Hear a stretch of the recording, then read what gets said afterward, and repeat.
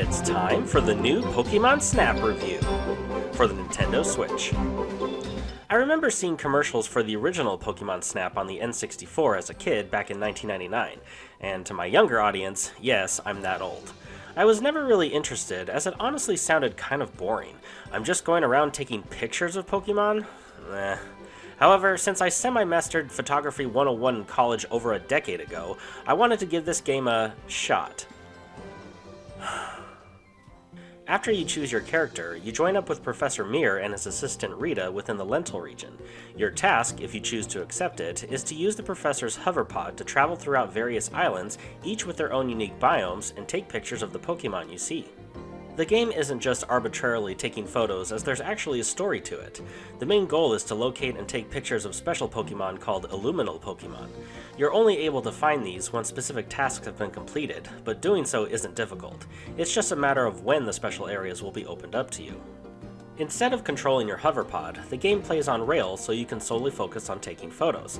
This was a bit disappointing at first, but I soon realized it's better this way. Each trek you set out on is defined by a level, where level 1 is more of an introduction to the area. There are many Pokemon to photograph, but the majority of their actions aren't too interesting.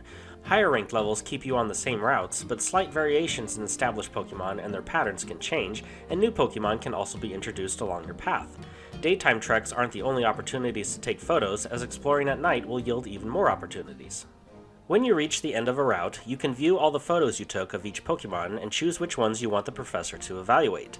The evaluation system is interesting, and I was honestly surprised by how well it judged your photos. I was quite skeptical in the beginning and trusting its process, and while it's not perfect, I'm glad to say that it works well enough. There were definitely instances where I disagreed with its evaluation, such as with this photo of Ariados, where it gives me a silver ranking, but you can barely even see it. Speaking of rankings, your photos are judged on two categories. The first is the number of stars you receive. You may think stars represent the quality of your photo, but this isn't true. The number of stars indicate more of when you took a photo of a Pokemon when it's performing a certain action. If it's just standing around, it's most likely going to be a 1-star photo. It's not a bad thing, it's just not that interesting. 4 stars means you took a photo of a Pokemon when it was performing a unique or rare action. The actual grading of whether your photo was subjectively good or not comes in the form of what type of stars you receive, with Bronze being the lowest and Platinum the highest.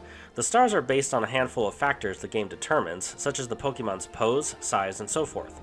For a game, it evaluates photography composition rules quite well, however it heavily emphasizes to the player that the quote-unquote best photos are ones where Pokemon are right in the middle of the frame. This can be true to an extent, but if it had been programmed to consider the rule of thirds when evaluating a Pokemon's pose and direction, it would have possibly made the game more interesting. It's not a huge deal this isn't a factor, but some photos would just look better if this element had been in play. The points you receive for all your photos are tallied up and used as experience to unlock higher area levels, as well as stickers and filters for photo editing. You can upload your photo to the server where players can give you a nice shot medal if they like it enough, and you of course can do the same to others. When determining which photos you want the professor to evaluate, I didn't like that you couldn't choose more than one photo per Pokemon per trek. I had many photos of the same Pokemon in different poses or performing certain actions, and when sifting through them at the end you can see which ones are 1 to 4-star photos, but you only get to choose one. Why? If the defining factor of these photos is based on the actions of the Pokemon, why limit the player in only allowing one photo per trek attempt? There were times where I had great 3 and 4-star photos, but I couldn't choose both, and I would have to replay the trek again if I wanted to submit the other photo. It felt like forced replayability, which wasn't appreciated. The real challenge of the game is figuring out how to obtain the complete set of star-ranked photos for each Pokemon. Many Pokemon will naturally give you 1 and 2-star photo opportunities, but many times you would have to intervene to get those 3 and 4 stars. You could do so in certain ways, like throwing fruit for them to eat, or playing a song to wake them up. Not all Pokemon will react to every attempt you try, and seeing how your hoverpod cannot go backwards, you really only have one small window of opportunity to try things out. The graphics are vibrant and look great, however there was quite a bit of small pop-ins when traversing through an area, which doesn't make sense seeing how you're moving 3 miles an hour. There was also an instance of framerate dip when Big Boy came up to say hi. The controls are fine for the most part, and thankfully there are 4 preset control maps you can choose from. You can also use motion controls to move your camera around, but I didn't like this, so I just stuck with the analog sticks. The preset controller maps are nice to have, but I wish we had full customization as I naturally wanted to press ZR to take a photo, but this button was used for a different action and couldn't be changed. To add to the gameplay, you'll receive many side quests, so to speak, in the form of NPCs asking you to get a specific shot of Pokemon. The game already has much replayability, and this just adds more to the list of things to do. If you're a Pokemon or photography fan, I think you'll enjoy this one. It's easy enough for kids to play, yet can be challenging for older players if they want to get all platinum on fishing or their photos.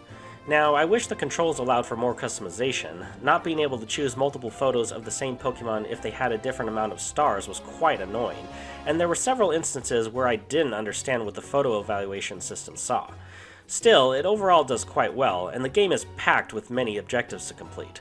I had more fun than I initially thought, and I'm glad I gave it a try. This game gets a 3.75 out of 5 with a title of good. Merry Christmas!